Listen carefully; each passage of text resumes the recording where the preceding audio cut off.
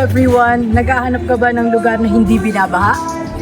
I'm Renz Riquez, your real estate salesperson, at dadaling ko kayo sa lugar na mapapasabi ka na lang na umulan bumagyo, ayos lang. Tara, samahan niyo ako. As you can see guys, garahe pa lang, panalo ka lang. Bakit? We have here the two-car garage. Tignan niyo naman kung gaano siya kalawak.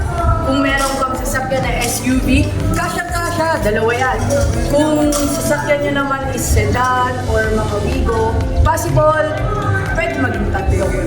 And of course, dito tayo. Kung gusto niyo naman ng relaxation time, gusto niyo mag-coffee, or tignan niyo lang yung mga body cars niyo, pwede tayo dito.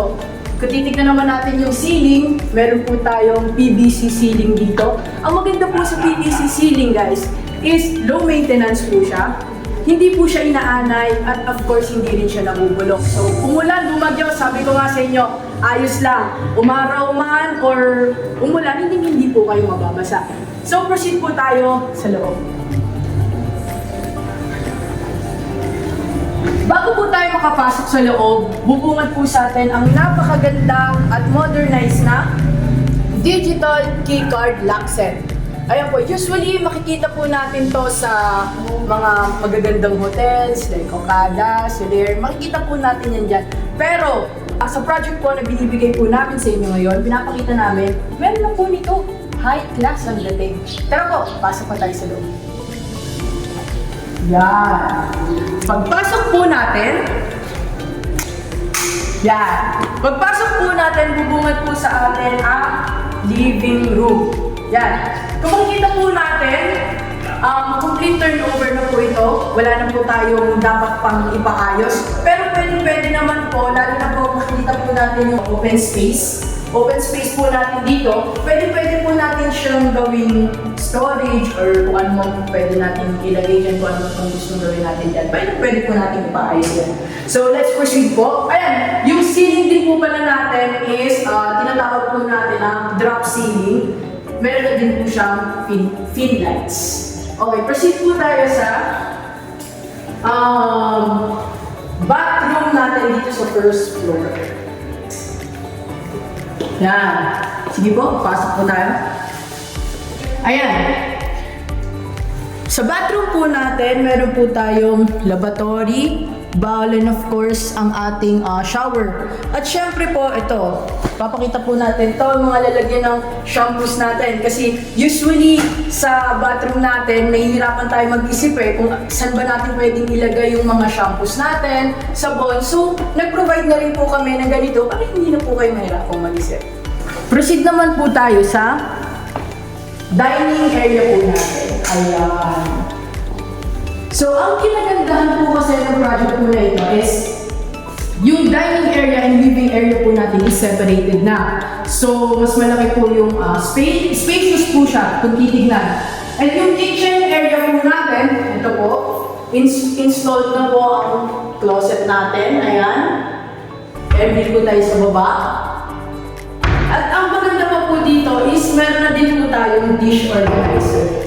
Yan, so hindi na rin po tayo maghihirapan kung saan natin na ilalagay yung mga plato natin. Kasi nakakadagdag space po actually yung mga lalagyan ng mga plato natin. So nag-provide na rin po kami para mas maganda pong tignan yung kitchen po natin.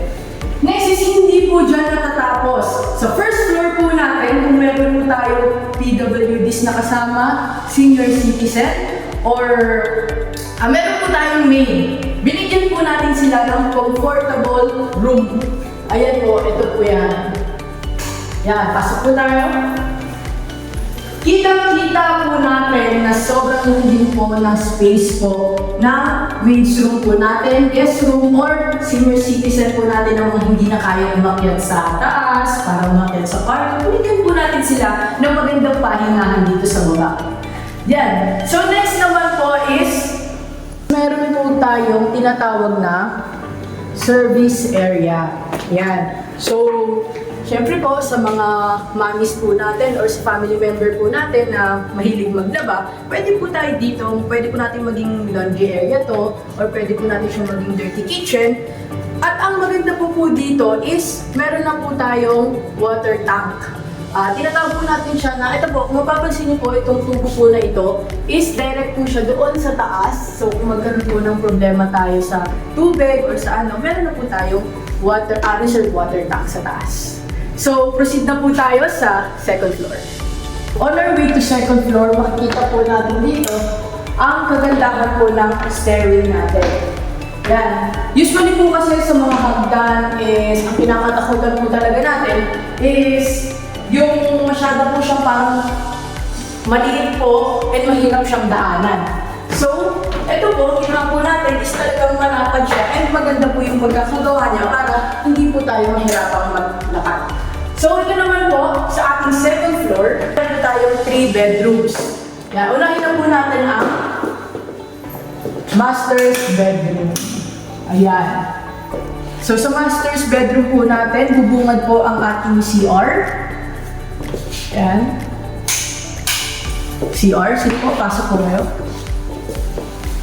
Meron po tayong CR. Yung shower po natin, meron na din po siyang water heater. And ito po, kung makikita nyo po, yung sa bowl po natin, meron din po yung niche.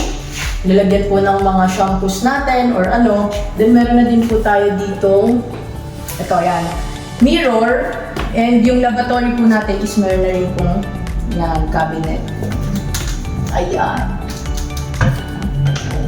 Of course, after po sa CR ng master's bedroom, ito na po, yung ating napakalawak na master's bedroom. Ayan. Pwede po tayo maglagay dito ng king size na bed.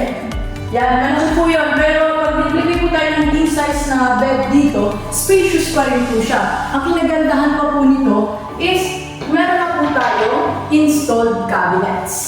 Yan. Installed na po siya. Nakalagay na rin siya talaga dyan.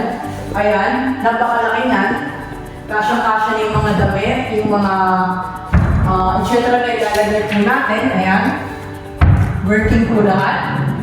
And kung mag-a-avail po tayo ng bahay, dito po sa project na ito is magkakaroon po tayo ng free aircon. Diba? Split type aircon na po yan. Hindi na po kayo maiinitan lalo na po sa panahon na tag-init. Ayan. Diba? Kung gusto niyo naman pong mag-coffee, coffee time, me time, bebe time, lahat ng time. Yan. Yung ban po dito. Ayan. Gusto niyo pong coffee lang, chikahan lang tayo dyan. Pwede po tayo dito. Ano din po siya, nakaka-relax, nakikita mo yung labas. So, maganda na rin po siya for the master's bedroom. Next po, punta na po tayo sa ating second bedroom dito po sa second floor. Ang lot area po pala natin is 106. Tapos po, ang floor area naman po natin, kaya sobrang spacious po niya, is 170. Kaya po, malaki din siya talaga. So, ito naman po, ang ating second room. Yan. Meron na rin po itong, closet. Yan, or the cabinets. Installed din po siya. Kung magtataka po kayo, bakit po tayo merong bintana po dito kasi parang unnecessary po niya. Pero this serves po as our ventilation. Yan, so kung kunyari po, nakaka-suffocate na or may fire or whatsoever, pwede po tayong dumaan dito para maging safe po tayo. So next po natin is, yan, after the room, ito po yung isa pang room. Yan. Ayan. So, same with the other rooms po. Meron tayong, ito, cabinet, the ventilation window, and of course, sabi ko nga po sa inyo, mag-a-avail po tayo, magkakaroon po tayo na free aircon. So, ano po hinihintay natin? Avail na, may aircon na eh. Diba? Kaysa bibili pa tayo. And of course, ito. So, ito po is ang ating common bathroom. Ayan, so para po hindi na tayo bababa pa sa first floor kung sakaling gusto nating mag-CR or gusto nating mag-shower, hindi na po tayo bababa. So meron na rin po tayo dito shower na, may heater na rin po siya, and ang ating bowl with the bidet and the lavatory. So we're done with the first floor and the second floor. Napakita na po natin lahat ng inclusions and features ng bahay na sinasell po natin. So ngayon is, para po malaman ninyo, ang location po ng project na ito is nasa Las Piñas po. Ang pinakamagandang location po ng Las Piñas, or ang tinatawag po natin na prime location in Las Piñas. Bakit nga po ba prime location in Las Piñas?